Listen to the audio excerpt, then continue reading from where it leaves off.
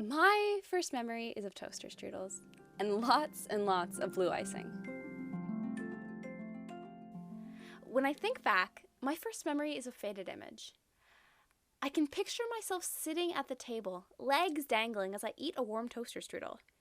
Glistening across its surface is a star drawn in bright neon blue icing. If I really concentrate, I swear I can still remember the taste. This memory is the first in a series of linked memories. I remember a long, tense car ride through a snowstorm and my shaky knees as I stepped out of the car and onto the snow-covered parking lot. I can remember a paper Christmas tree taped to the wall as we spent Christmas in a hotel room. Finally, I have an image of a hill covered with children in snowsuits, shrieking and sledding. Rising up and behind the hill, I can see a hospital. Together, these memories form an important cycle of my young life. When I was 5, my mom spent several months away in a hospital in the city, pregnant with my twin younger sisters, Josephine and Charlotte. While she was in London, my dad was left to take care of my 3-year-old sister, Bronwyn, and myself.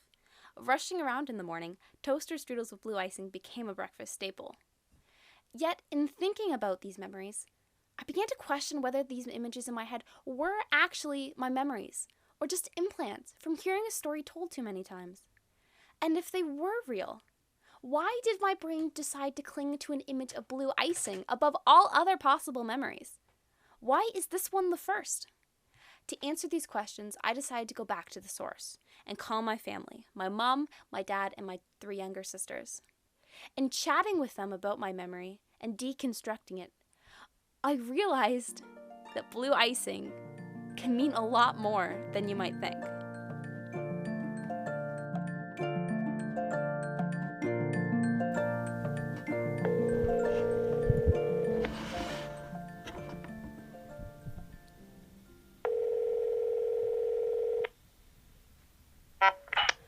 Hello. Hey! So how it happened was I went into labor early with your sisters in the middle of the night, and there was this huge snowstorm, and so your dad called your poppy and asked him to come in and stay with you guys when he took me to the hospital, but Poppy couldn't get out of his driveway, so Dad had to go and get him, and then we had a short little driveway, but we couldn't get out of our driveway, or your dad couldn't get out of our driveway either. So there was a guy removing snow from a nursing home close by, and your dad went and banged on his door and said, please, my wife's in labor, can you plow out my driveway for me? So he plowed out the driveway, and then Dad went and got Poppy and came home. And meanwhile, like, you guys were sleeping through all of this. And then we went to the hospital, the local hospital, and then we had to wait for, we had a snowplow escort to a regional hospital, and then I had a helicopter ride to London, so because we needed a place that could handle premature twins. So you guys never got to say goodbye or anything like that. It was just, I was there one night and I was gone the next. So I think maybe that was... She was taking off in the middle of the night. To the spa. Yeah, and so, I ended up going to the hospital and staying there for a couple of days, and then they discharged me but said, you can't leave the area, just because that was my second time going into early labor with the twins. So that's how we ended up in London. So your mom was in London on bed rest to have the twins. And I was looking after you and Rowan, plus working more than full time. So I just took you guys grocery shopping. So you went to the grocery store with me to pick out breakfast. And that's what you guys picked out. And I was like, okay, that's what you guys want in the morning. That's what we'll make. So that's what you guys picked out, and that's what we had for breakfast. I'm not sure if it was you or Bronwyn that picked them. I think you picked them. Bronwyn would have been 2 or 3, right? So you picked them out, and that's what you wanted for breakfast. So I just made what you wanted. Just to try to keep peace in the morning, because, yes, it was hard enough just to get you guys going in the morning. Your dad said that he was feeding you guys toaster strudels with blue icing, and you loved it. and I criticized him because I was like, oh, my gosh, you're feeding that to our kids? Like, what are you doing? And, your dad actually said, I'm doing the best that I can, so please don't criticize me. I'm just lucky to get these kids out the door, and this way they eat breakfast. Yeah, Mom was on bed rest. Mom was in London for a couple months. Mm-hmm. We didn't have toaster strudels every morning for a couple months. There was a few other breakfasts thrown in there. Probably not very many, though. Because you guys would have to get up in the morning and get yourselves dressed with what you guys had picked out the night before. And you were just, you had just turned 5, and Bronwyn was still 2, turning 3. And Dad was working tons. And I think you guys were probably not the first at the daycare, but you were definitely the last ones to be picked up at the daycare. Not every night. But it was just, he was doing the best that he could. And then plus, of course, drawing fun shapes on them. And yeah, we used to draw something on them every morning. Yeah. The blue icing, you actually, you had to take it out of a packet, and after it was cooked, draw on it. I called Bronwyn to see what she remembered. I just remember drawing different designs on them with blue icing. I remember a moon, and sometimes we'd have a stars or the sun. But I just remember having a blue moon and blue stars. That's kind of all I remember. Yeah, she loved. Yeah. I don't know. There was a book or something she was really into, maybe at the time. But that is true. I forgot that, but we did do moons and stars as well. Yes. Do you remember anything else around the strudels story? Do you remember going to London to see Mum? No. No. I was 3, I think. I know. I just wondered. So your mum was staying at a nunnery, Yeah. a residence run by nuns, and there was a big hill in front of that. So we drove down to see her at Christmas time because she wasn't allowed to come home for Christmas. And you had drawn a big Christmas tree at school. And I think, painted it. And painted Yeah. it. Yeah. So we took that with us. We rolled it up. I rolled it up. Oh, sorry. You Your weren't dad. there. Your dad brought down all the presents that I'd already bought for you from Santa, and hid them well, so you guys had no idea. And then we brought the Christmas tree that you made, and then we were allowed to take your mom out for One night. We went and stayed at a hotel with a pool, and we taped that tree to the wall. Yeah. And that's where Santa brought your presents. So we put the presents under the tree, taped to the wall, the paper tree, and then we went sledding. I personally thought this was a story we talked about a lot. But when I called my younger sisters, Josie and Charlotte, Josie had no recollection of the story at all, and Charlotte's version was a bit condensed. I said I also wasn't there. I don't know. I know. I just was wondering what you'd heard growing up about it.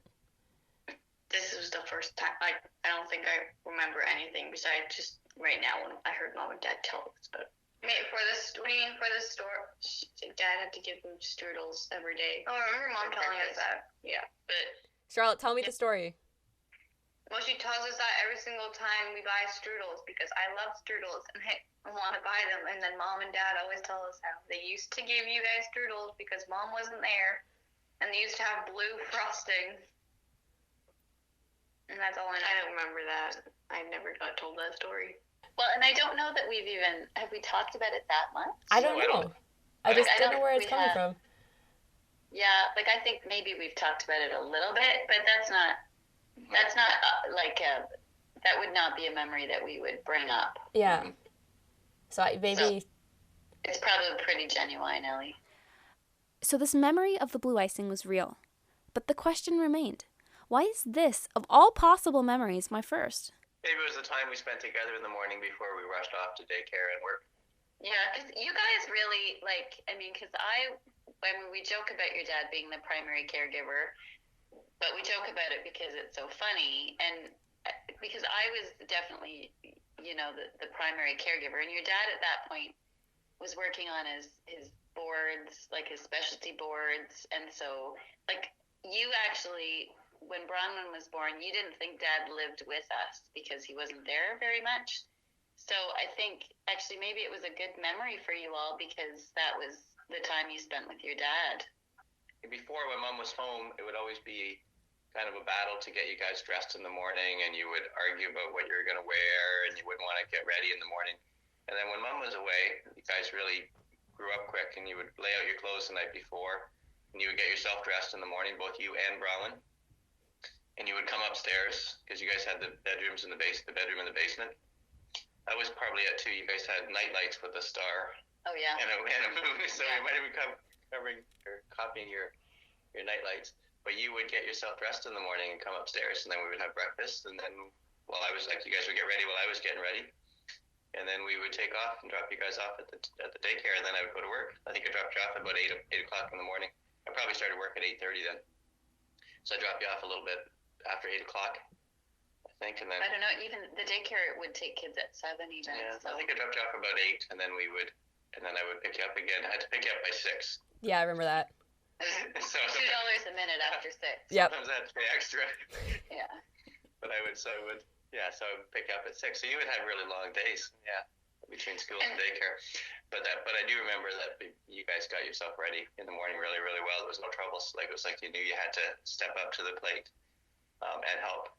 So you guys grew up quick, both of you, and did really well. Mm-hmm. And your dad did a good job. Like, he kept it all together, kept the business running, and then brought you to London to see me. And then I guess too, just having the worry, because I had gone into labor early with the twins and was flown to London in a snowstorm, after we'd had a snowplow escort to the next closest hospital. And I think it was just a worrying time too, right? And every time you'd come to see me, there'd be a snowstorm and snowplows would be in the ditch, and it was just so. Maybe that was a happy part. So this toaster strudel memory is a lot more than a memory of a sugary breakfast treat. The blue icing symbolizes in an odd way a pretty trying time in my 5-year-old life. I decided to celebrate this realization with a trip to the grocery store to purchase for my 20-year-old self a box of toaster strudels. Unfortunately, they no longer sell blue icing, probably because it's awful for you.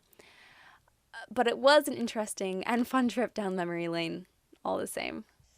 Let's do this.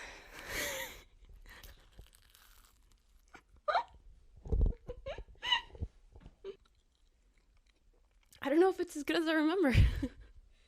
I think it's the blue icing. I'll have to find some blue icing one day. This documentary was directed and produced by Ellie Berry. Additional sound recording by Caitlin Suzeric. I remember I would empty out the cupboards when they were lower, and I would leave all the cans outside, then I would hide inside of them. I would close the door and be like, they can't find me. Car driven by Amy Burton.